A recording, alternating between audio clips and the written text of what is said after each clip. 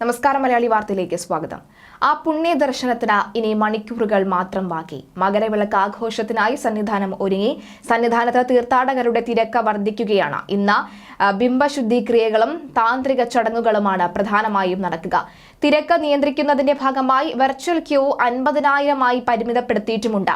സന്നിധാനത്ത് പരിസരത്തും മകരവിളക്ക് ദർശനത്തിനായി എത്തിയ തീർത്ഥാടകർ ഈ ശാലകൾ കെട്ടി കാത്തിരിക്കുകയുമാണ്. ഇവർക്കായി ഇന്നും നാളെയും പാണ്ടിത്താവളത്ത് അന്നദാനം ഒരുക്കിയിട്ടുണ്ട്. സുരക്ഷയ്ക്കായി 1000 പോലീസുകാരെ കൂടുതലായി പമ്പ മുതൽ പുല്ലുമേട് വരെയുള്ള പ്രദേശത്ത് വിന്യസിച്ചു. പോലീസ് ഡ്രോൺ നിരീക്ഷണവും ഏർപ്പെടുത്തിയിട്ടുണ്ട്. ഈ വർഷത്തെ മകരവിളക്ക് ഉത്സവത്തിന് സുരക്ഷ ഉറപ്പാക്കാൻ അധികമായി 1000 പോലീസ് ഉദ്യോഗസ്ഥരെ കൂടി നിയോഗിച്ചിട്ടുണ്ടെന്ന് സംസ്ഥാന പോലീസ് മേധാവി ഡോക്ടർ ഷേഖ് ദർവേഷ് സാഹിബ് മകരവിളക്കുമായി ബന്ധപ്പെട്ട് സുരക്ഷാ ക്രമീകരണങ്ങൾ വിലയിരുത്താൻ ചേർന്ന അവലോകന യോഗത്തിന് ശേഷം മാധ്യമങ്ങളോട് സംസാരിക്കുകയായിരുന്നു അദ്ദേഹം.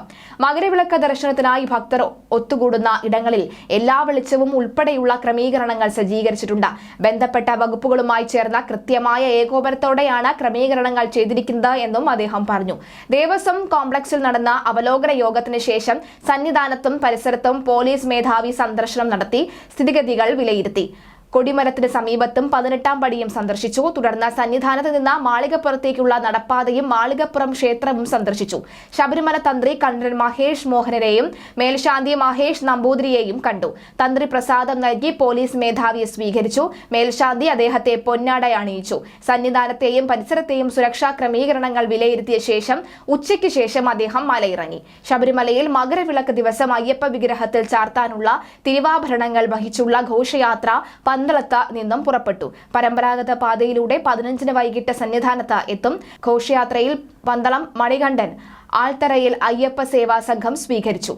തിരുവാഭരണം പെട്ടി തുറന്ന ആദ്യ ദർശനം കുളനട ദേവി ക്ഷേത്രത്തിലാകും. പരമ്പരാഗത പാതയിലൂടെയാകും തിരുവാഭരണ ഘോഷയാത്ര കടന്നു പോകുന്നത്. അസിസ്റ്റന്റ് കമാൻഡ് MC ചന്ദ്രശേഖരന്റെ നേതൃത്വത്തിലുള്ള അംഗസംഘം ബോംബ് സ്ക്വാഡും തിരുവാഭരണ ഘോഷയാത്രയെ അനുഗമിച്ച സുരക്ഷ ഒരുക്കിയിട്ടുണ്ട്. Thrissur fire force academy regional director MG Rajesh, Adoor station officer V Vinod Kumar എന്നിവരുടെ നേതൃത്വത്തിലുള്ള 17-അംഗ സംഘം തിരുവാഭരണ ഘോഷയാത്രയ്ക്കൊപ്പം ഉണ്ടാകും. 15-ന് വൈകിട്ട് 5:30-ന് ശരംകുത്തിയിലെത്തുന്ന ഘോഷയാത്രയെ 6-ന് ഇവിടെ നിന്നും ദേവസ്വം ബോർഡ് പ്രസിഡന്റ് ഉൾപ്പെടെയുള്ളവരുടെ നേതൃത്വത്തിൽ സ്വീകരിച്ച സന്നിധാനത്തേക്ക് കൊണ്ടുപോകും. തുടർന്ന് തിരുവാഭരണം ചാർത്തിയുള്ള ദീപാരാധനയും പൊന്നമ്പലമേട്ടിൽ മകരജ്യോതിയും തെളിയും. കാടും മേടും താണ്ടിയ ഭക്തലക്ഷങ്ങൾ ശബരിമല സന്നിധാനത്തും പമ്പയിലും പുൽമേടുകളിലും തമ്പടിച്ചു തുടങ്ങി. തിങ്കളാഴ്ചയാണ് മകരവിളക്ക്. തിങ്കളാഴ്ച പുലർച്ചെയാണ് മകരസംക്രമം.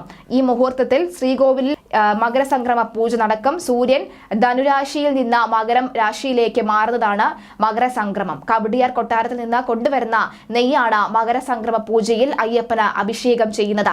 മകരസംക്രമ പൂജയിലുള്ളതിനാൽ തിങ്കളാഴ്ച പുലർച്ചെ 2:15-നോടെ നട തുറക്കും. വൈകിട്ട് തിരുവാഭരണ വിഭൂഷണായ അയ്യപ്പന് ദീപാരാധന നടക്കും. തുടർന്ന് പൊന്നമ്പലമേട്ടിൽ ദിവ്യജ്യോതി തെളിയും.